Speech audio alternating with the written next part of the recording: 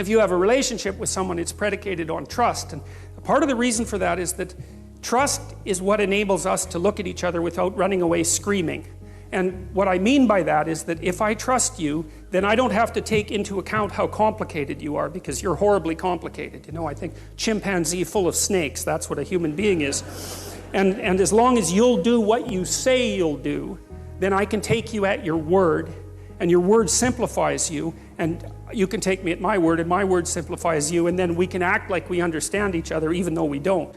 But then if that trust is betrayed, then all the snakes come forth very, very rapidly. And so all of you, I suspect, have been betrayed one way or another. And so what happens, if you're in a relationship with someone and you trust them, then you make certain assumptions about the past, and you make certain assumptions about the present, and you make certain assumptions about the future. And everything's stable, and so you're standing on solid ground. And the chaos, it's like you're standing on thin ice. The chaos is hidden. The shark beneath the waves isn't there. You're safe. You're in the lifeboat.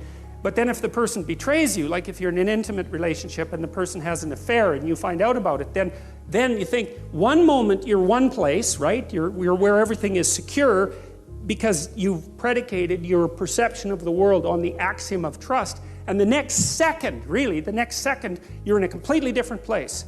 And not only is that place different right now, the place you were years ago is different, and the place you're going to be in the future, years hence, is different. And so all of that certainty, that strange certainty that you inhabit, can collapse into incredible complexity. And you say, well, if someone betrays you, you think, well, okay, who were you?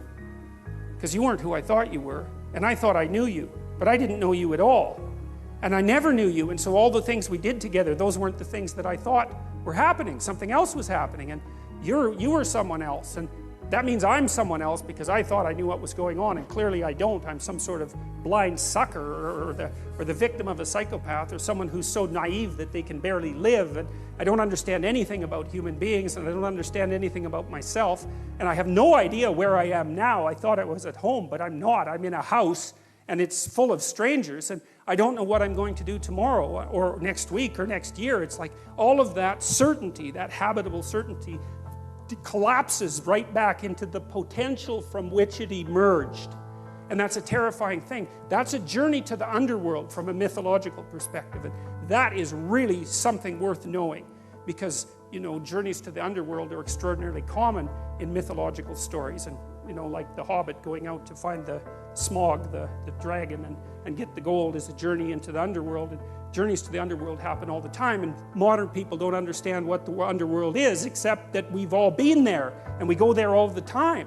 And we go there every time the solidity and stability of the world that we've erected, at least partly through our speech, is shattered because, well, some sort of snake appears. That's another way of thinking about it, and it's a really good way of thinking about it, because, you know, no matter how carefully you construct the little habitable area that's around you, there's always something you didn't take into account, and there's always something that can pop up its head and do you in. It doesn't take that much to corrupt a relationship so that it's not really salvageable. Enough mistakes, 3 or 4 acts of infidelity, you're done. You aren't going to come back from that, because the fundamental element of trust has been removed. And then you can't communicate with the person because you don't know if they're telling you the truth, and then you don't know if you're dealing with reality. And if you're not dealing with reality with your partner, it's like, good luck fixing that. It's like you're working on a ghost car while the real one is sitting in the shop with the motor out, you know. It's not going to get you anywhere. So a lot of the issue is don't get in the trouble to begin with. If you are in the trouble, well, then you try to straighten yourself out and see if you can fix it. Well, if you can't, your options aren't great. And it depends on the particularities of the situation. Now, I know I have people that I counsel, it's like, leave that person. And the rule is, they're lying to you, they aren't aiming up, and you won't be able to tolerate being with them for 10 years without becoming resentful, alcoholic, and homicidal. So that's a bad outcome. There's nothing you can do to avoid it, so you might as well leave. But you know, you have to have that sorted out. It has to be the truth, because it's no fun. It's no good to leave someone who's struggling in the lurch, you know, when you think, well, I'm with this person, they're not going anywhere, you know, maybe they have an alcohol problem, and they're resentful, it's like, but I'm all they've got. Well, they bloody well better want to help to fix that, because you're not going to be able to fix it.